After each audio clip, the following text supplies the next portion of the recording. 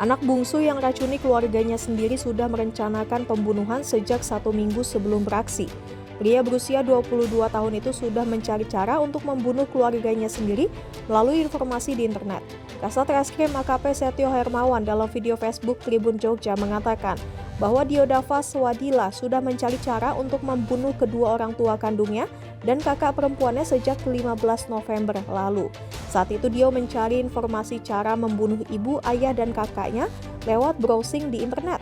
Kemudian pada 17 November, Dio mendapatkan informasi terkait dengan racun arsenik yang disebut ampuh dalam membunuh orang.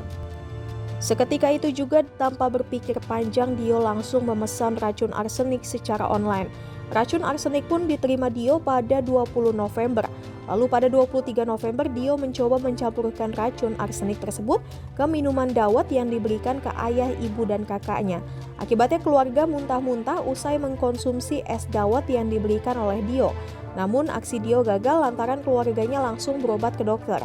Setelah meminum obat dari dokter, ketiga korban pulih dari racun yang diberikan oleh Dio. Tidak puas karena keluarganya tidak mati, Dio kembali mencari cara untuk bisa membunuh keluarganya. Mantan pegawai PT KAI itu kemudian kembali mencari informasi di internet terkait racun yang ampuh untuk membunuh keluarganya. Ia lalu menemukan racun sianida. Seketika itu Dio langsung memesan sianida. Racun sianida yang dibelinya secara online itu kemudian diterima pada 27 November. Lalu pada 28 November, Dio memulai kembali aksinya untuk membunuh keluarganya dengan racun. Saat itu racun sianida dituangkan Dio ke minuman teh dan kopi yang biasa diminum keluarganya saat pagi hari. Dari peristiwa tersebut, ketiga anggota keluarga Dio pun tewas saat dibawa ke rumah sakit untuk mendapatkan pertolongan. Terima kasih Bapak Kapolresta Magelang, Assalamualaikum warahmatullahi wabarakatuh.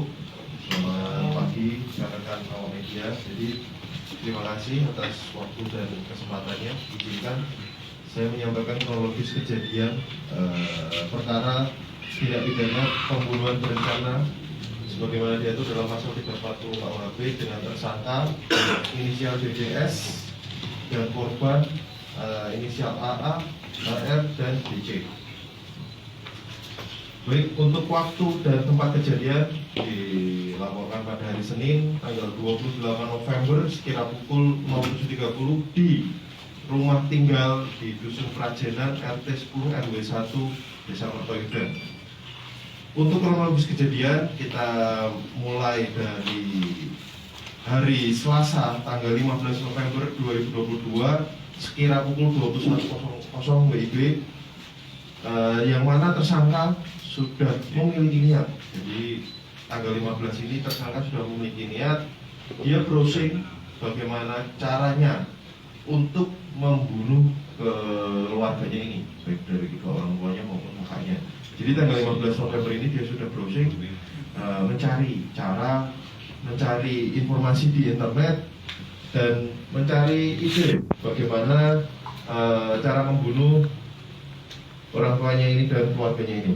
Kemudian dia dapat informasi untuk membunuh menggunakan bahan kimia. Jadi setelah mencari informasi tanggal 15, pada hari Kamis tanggal 17 November dia menemukan bahan kimia yang efektif untuk membunuh di Google. Kemudian langsung melakukan pemesanan melalui salah satu aplikasi marketplace dan barang itu diterima tanggal 19 November.